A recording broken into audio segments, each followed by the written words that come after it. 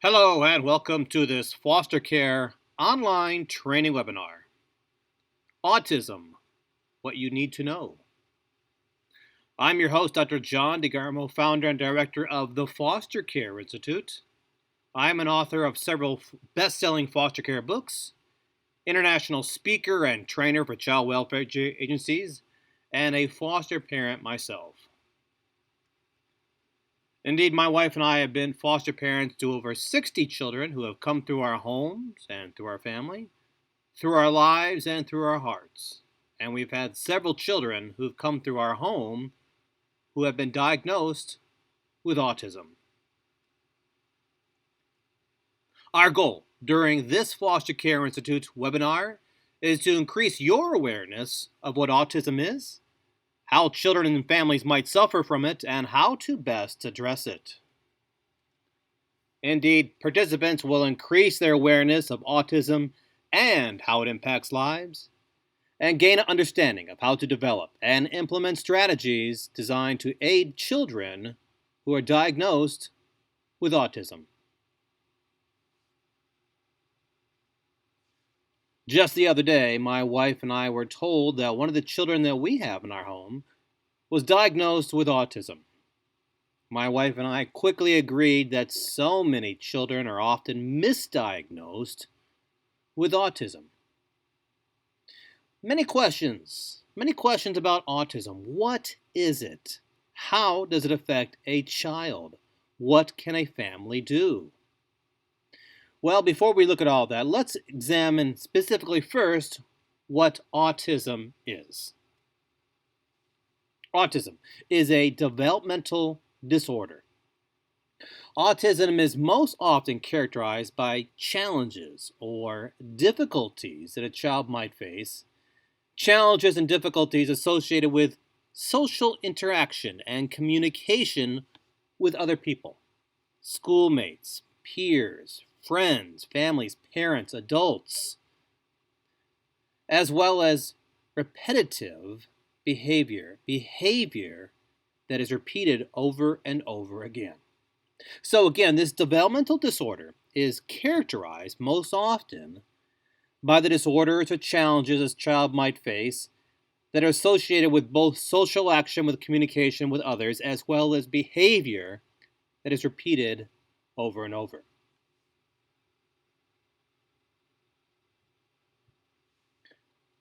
According to the Autism Society, autism is this. Autism is a complex, lifelong developmental disability that typically appears during early childhood and can impact a person's social skills, communication, relationships, and self-regulation. Autism is defined by a certain set of behaviors and is a spectrum condition that affects people differently and to varying degrees. Again, this definition comes to us from the Autism Society, and you can find them online. There are several types of autism. There is a type that is with or without accompanying intellectual impairment. There is the autism that is with or without accompanying language impairment. There is the autism that is associated with a known medical or known genetic condition or even environmental factor. There is the autism that is associated with another neurological, developmental, mental, or behavioral disorder. And there is the autism that is associated alongside of catatonia. We give thanks to the Diagnostic and Statistical Manual of Mental Disorders, the 5th edition, the DSM/5.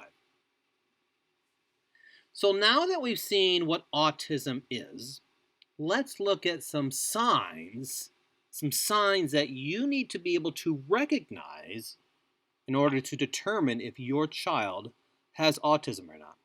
Signs that a child might be struggling with this disorder. Well, make no mistake.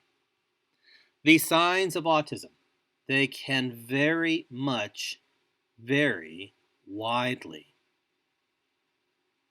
Some who suffer from autism may show signs during infancy. Other children who suffer from autism might not show those obvious signs until they've passed through infancy and are in those toddler years, those years between 2 and 3 years of age. Some who suffer from autism might show a few signs during infancy or during their toddler years, while others might show much more signs or many more signs, again, during infancy or their toddler years. So again, some might show just a few signs. Some children might show more signs. In addition to this, children who do not have autism may show some of the same signs. This is where autism might be misdiagnosed in a child. Because again, a child might not have autism, but might show some of the common signs. So therefore, you can see that it is essential that there is professional evaluation conducted before a child is diagnosed with autism. In truth, the diagnosis should not come from you or from someone you know unless it is from a professional evaluation or someone who is professionally in this area. During those infant months, 0 to 9 months, some signs of autism might include little or no eye contact with you or others, a baby who does not smile much, a baby who might lack happy or might lack joyful emotions, a infant who might lack back and forth sharing of sounds, the cooing or the giggling that might go between a parent or an adult figure and the infant, might lack back and forth smiles or back and forth sharing of facial expressions. For that infant that's reached around 12 months of age, autism sign might be the lack of baby talk or lack of babbling. One sign of autism might be little response or no response to the baby's name being called. Another sign might be the lack of back and forth sharing of sounds, waves, smiles, gestures, etc. As the baby grows out of infancy and turns towards those toddler years, let's say about 2 years of age, a sign of autism might be very few words used by that infant or very few words spoken. It also might be the lack of 2-word phrases or the lack of any type of meaningful communication between you and the child, or maybe between the child and somebody else, or maybe even a stuffed animal or an object. A lack of any type of meaningful communication. During those toddler years and older, a sign of autism might be, again, a lack of eye contact. The child simply struggles or will not look you or another person in the eye. Delayed language development, when the language is simply being delayed, there's no development, no real progress in the child's language, could be a sign of autism. When a child shows very little interest or a lack of interest or even restricted interest into something that most children would find of interest, could be a sign the child might be suffering from autism. And as we said earlier, behavior that is repeated over and over and over. When a child has this repetitive behavior and you notice it day in and day out, could be a sign a child might be diagnosed with autism. Loss of previously used speech or baby talk or babbling could be a sign of autism. When a 2-year-old or older has difficulty understanding or reading your feelings, your facial expressions, the tone in your voice, may be a sign of autism. When a child wishes to be alone, or maybe even prefers being alone, prefers solitude over spending time with you or somebody else, could be a sign of autism. Anytime a new routine has been placed in the child's life, or there might be change in the child's surroundings, and when a child might have difficulty in adjusting to this new routine, or difficulty adjusting into the changes in the child's surrounding, could be an indication of autism. When a child lacks interest in forming relationships with his peers, peers in a playgroup, peers at a nursery or daycare, peers at church, peers in the school environment, peers within your home. When there's no interest in forming any type of relationship with those peers, could be an indication of autism. Children love to play, and we've talked on the Foster Care Institute about play therapy.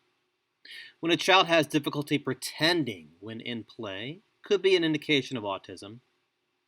Obsessive behaviors that a child does over and over again in an obsessive fashion, is also an indication, possibly, of autism. When a child repeats words and phrases over and over again, perhaps is a sign of autism.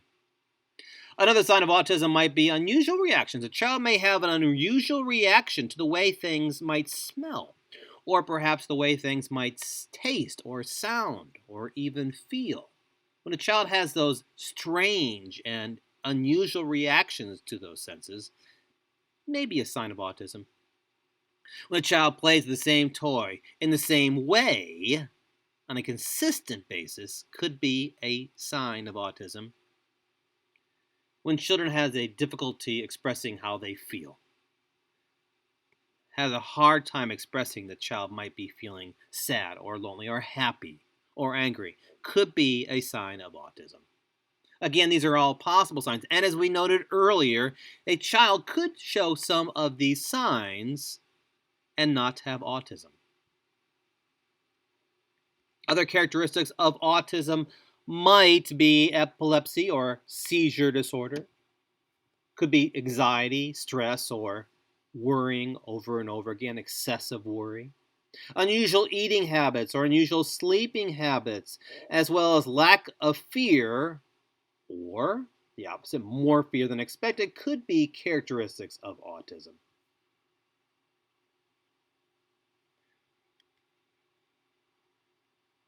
In the foster care field, many times a child might be diagnosed with ADHD when instead he might be suffering from autism, and vice versa. In fact, the two are often confused with each other, thus the importance of professional evaluation. So let's look at the difference between autism versus ADHD. And I might preface here by stating we have a training webinar here on ADHD here at the Foster Care Institute, and I would encourage you to take some time and become familiar with that. Autism is not a spectrum disorder. Those with ADHD do not have difficulty with social communication skills.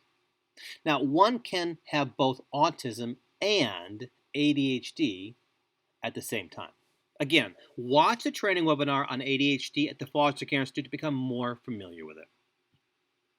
Some possible causes for autism. What causes autism? Perhaps you've wondered that yourself. Why does a child have autism and another doesn't? What might be the possible cause? Well, to begin with, a child who is born to older parents may experience autism. Low birth weight might be a cause.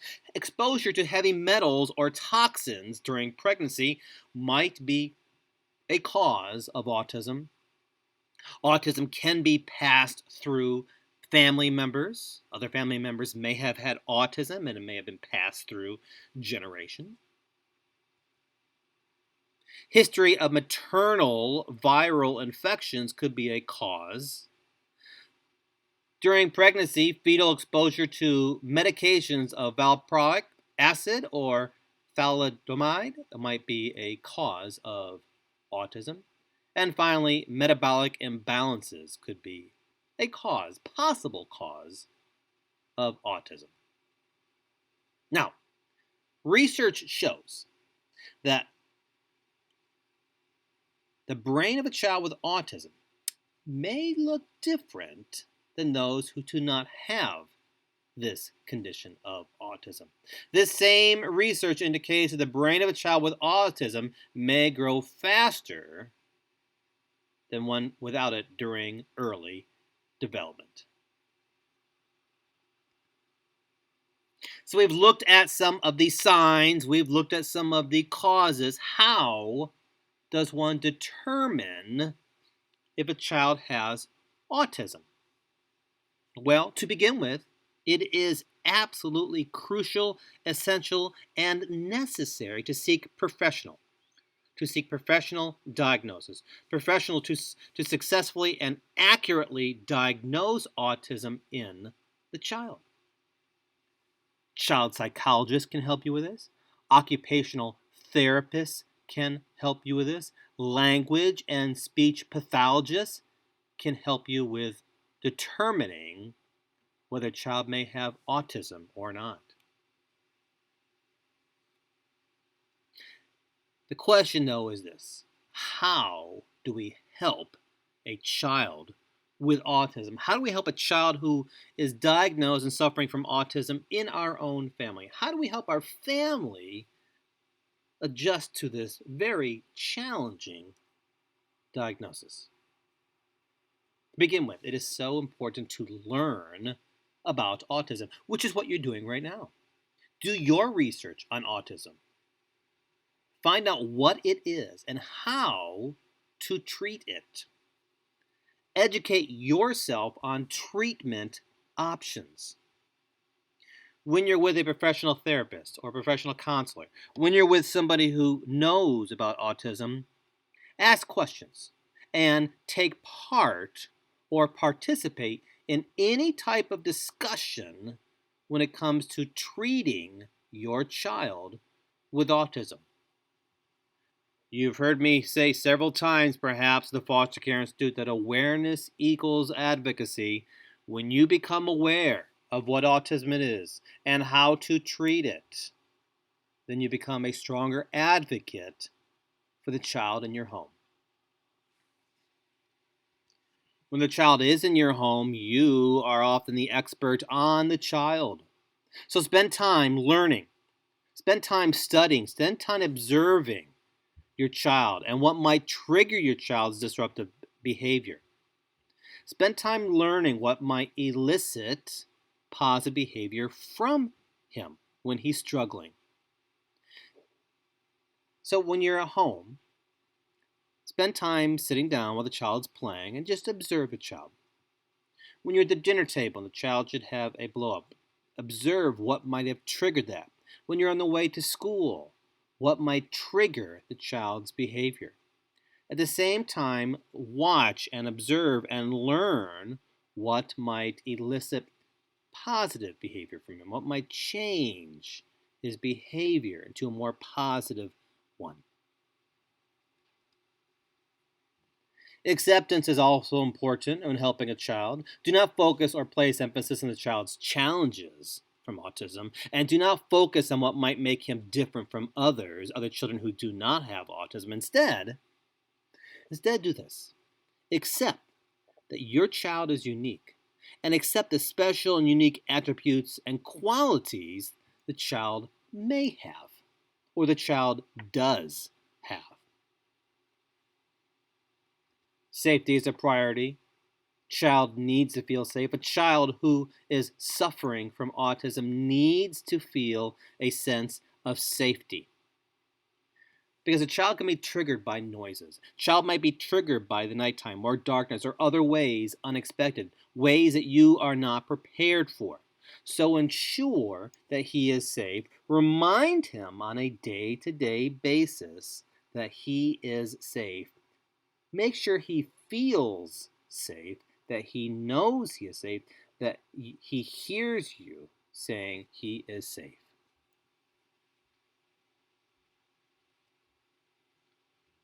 Learn and understand how your child and your family may be impacted by child's autism. Find some services, some autism services in your area that can help him with his unique circumstances. When you're talking to him about his behavior from autism, make sure you use language that is appropriate to the conversation, age-appropriate conversations. When a child is placed in your home who is suffering from autism and has a so-called meltdown, please note this. That meltdown, that behavior challenge, has nothing to do with you. When he is not looking you in the eye, when he is not reacting to you, when he doesn't seem to be listening to you, do not take his behavior personally. It has nothing to do with you. It has everything to do with the condition that he is suffering from, the condition that is autism. One way to help him is to catch him in the act of being good. When you're with your child, look for opportunities at every single chance. Look for opportunities when he's doing the right thing. Whether it is putting away the dishes, helping fold the clothing, whether it is getting ready for school on time, brushing his teeth, making his bed, whatever it might be. Look for opportunities when he's doing the right thing, behaving in a positive way, and praise him for doing that. In fact, the power of praise is so important. Not only for a child with autism, for every single child. So find ways to praise him every way at all times. In fact, a child in your home needs to hear words of encouragement, words of praise from you every single day. Every single day. Children deserve to hear that they are good, that they're doing the right thing, that they are doing well, that you appreciate them, that you care for them, that they are special. So find ways again to praise him at all times.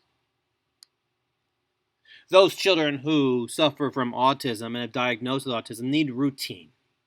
In fact, they thrive on routine. We noted earlier that a child with autism might be triggered by unfamiliar surroundings or a change in routine. Thus, routine is important. Your child needs routine. So put in place defined routines for the morning, after school, before bedtime, and make sure you try to stick to those routines as best you can. To be sure, there will be times when your day-to-day routine is disrupted. That's normal. That's normal. Our routine in our house looks something like this on a school morning. I wake up, I get the kids up, they make their beds, they get dressed, they brush their teeth, they come down. We have breakfast, go to school, come home from school, wash hands, glass of water, light snack, do homework. When homework is accomplished, a little bit of playtime. Then it's dinner time, after dinner chores, reading, perhaps some playtime, and finally bedtime. It's a day-to-day routine every day during the school year, the school week.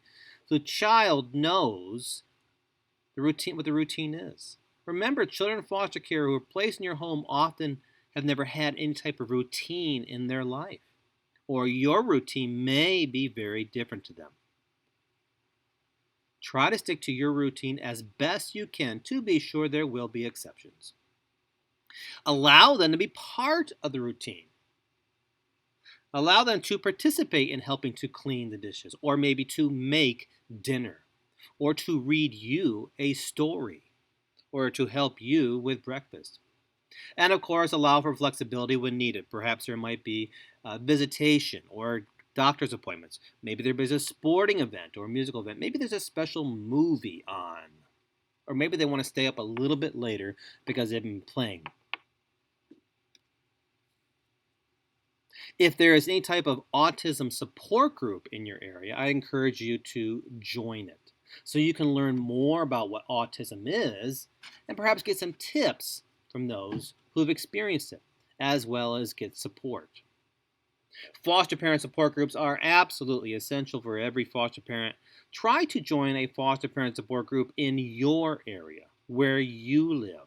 Contact your child welfare agency that you're associated with, that you're licensed with, and ask them if there's a foster parent association support group where you live, or if not, if they can help to set one up. If you're a person of faith, a faith-based support group might be helpful for you. Of course, your family and friends can be a support group for you as well. But the key is this: find some type of support group for you when you're caring for a child with autism. Because caring for a child with autism in your home can be draining, can be exhausting, can be overwhelming, can be stressful. And you can find people to help you during those overwhelming times, during those times of stress, during those times when you feel worn down and exhausted. You can find support from support groups. When a child is in the midst of an autistic trigger, if you will, try to avoid yelling at the child. Try to avoid being aggressive to the child. Indeed, what you should be doing is lowering your tone of voice, lowering the intensity of your voice. Come down to his eye level when speaking to him. If possible, hold hands with him if possible. Use simple words, simple phrases. Look for nonverbal cues that he might be experiencing difficulty.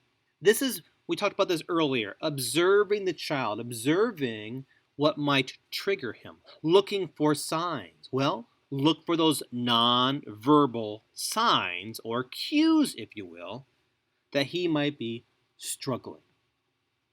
Listen to the sound in his voice. Look in his eyes. Look at his facial expressions and his gestures that might indicate he is struggling, he's having a difficult time, and respond accordingly to these signs, to these cues.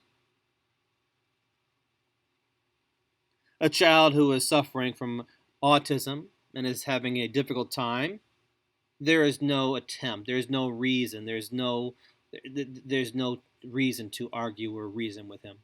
When he's having that episode or that meltdown, if you will, he will not listen to reason. Do not try to engage him in an argument or try to have him see reason. In fact, he will find it impossible to see reason or have a rational conversation at any time during this time. When he's having this episode or meltdown, if you will, do not belittle him. Do not give consequences or threaten consequences during this time. Help him to develop breathing techniques and relation skills. Help him to find calm. Tell him that it's okay to feel the way that she does. Give words to her emotions. Say something like this: I see that you are feeling angry right now.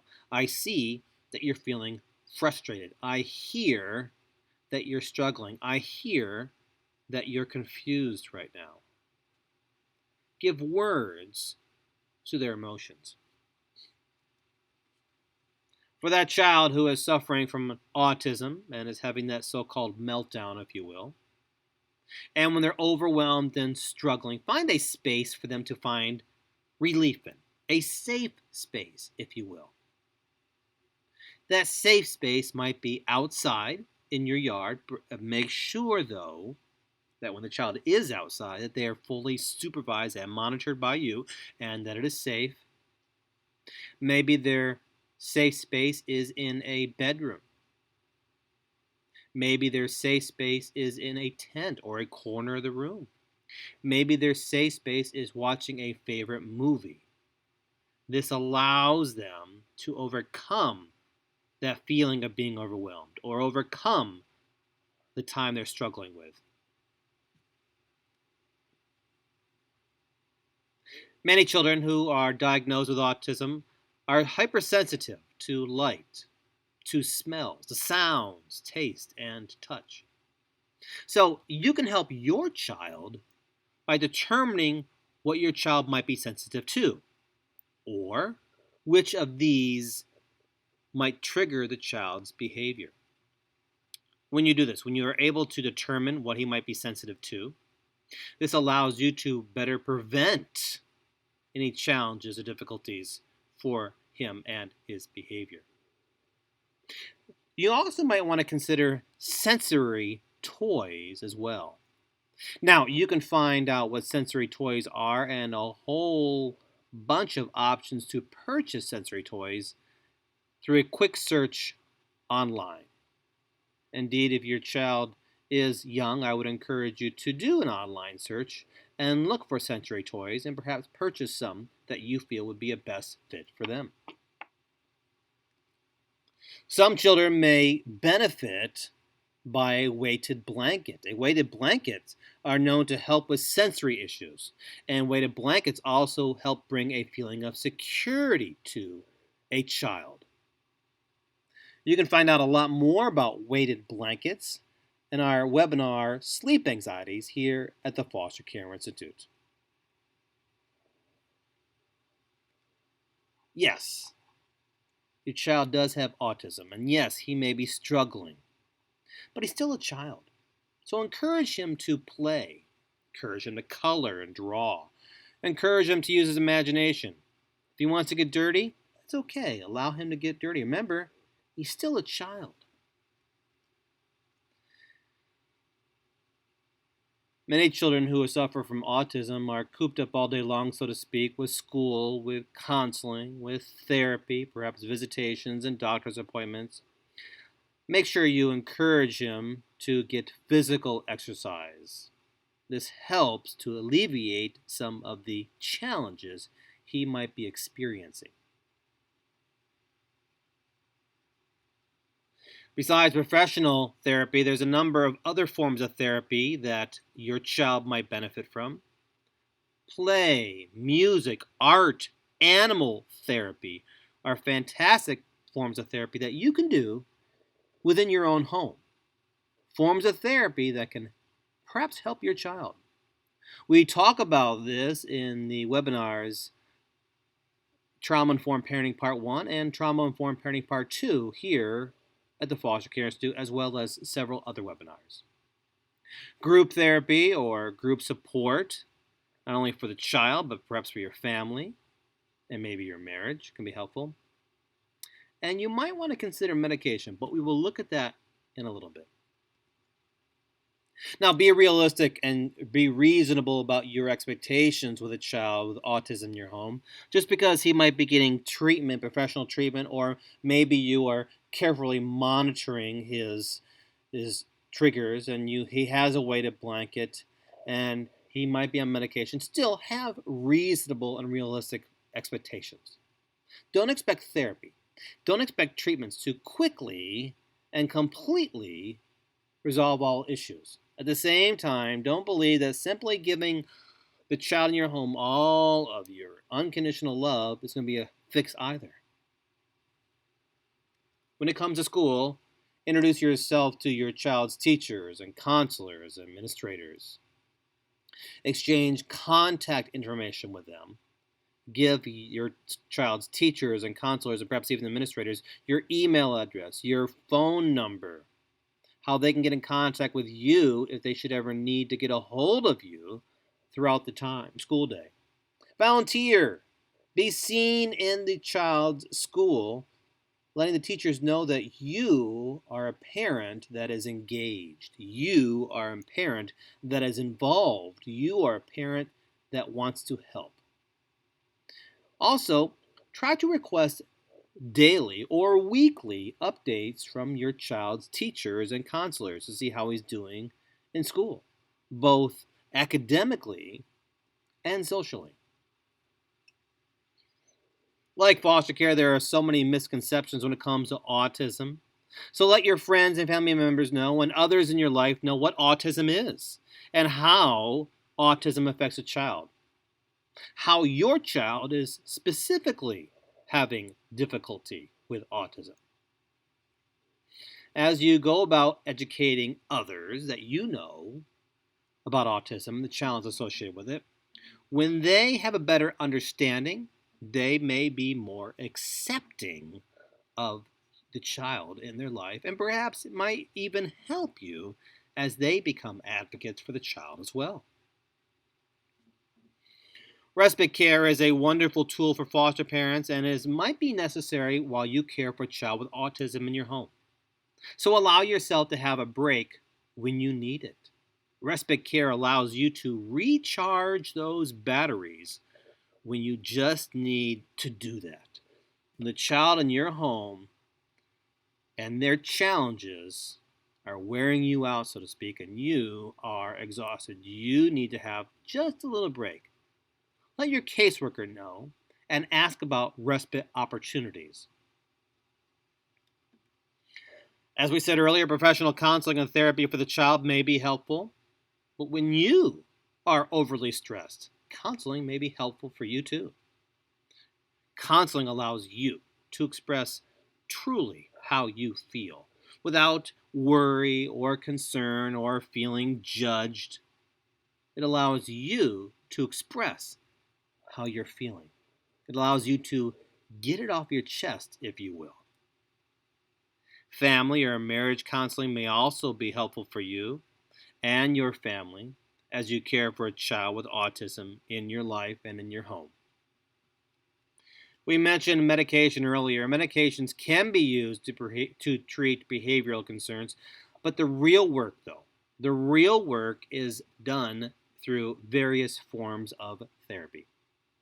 When you decide upon the path of medication, always consult with a doctor and the child's caseworker before giving the child any type of medication. In addition, make sure you properly document every time you give the child medication and what form of medication you're giving. You can find out more about proper documentation in our ebook here at the Foster Care Institute, Foster Care and Documentation. It's a book that you can download today. Finally, when you care for a child with autism in your home, make sure that you care for yourself. It can be exhausting. It can be wearing. It can be emotionally, physically, mentally exhausting, and it can wear you down. If you don't care for yourself, if you don't give time for yourself, then you can't care for a child in your home who is suffering from autism. To find out about other forms of therapy, such as animal and art and play and other forms, check out the book, The Foster Care Survival Guide, the essential guide for today's foster parents. You can purchase a signed copy at the Foster Care Institute, and there are other best-selling foster care books for you at the Foster Care Institute. For more information, my email address is there. Please follow me on Facebook and Twitter if you've not done so already for much more information. And feel free to email me at drjohndegarmo@gmail.com for questions about this webinar or any other webinar. Being a foster parent is a very unique lifestyle. You're doing something that so few will do. And when you care for children in your home who suffer from anxieties and disorders, whether it is autism or others, it can be particularly exhausting. So, I thank you. Thank you not only for participating in this webinar, but for caring for children in crisis, for caring for children in autism, for caring for child in need. For the Foster Care Institute, I'm Dr. John DeGarmo.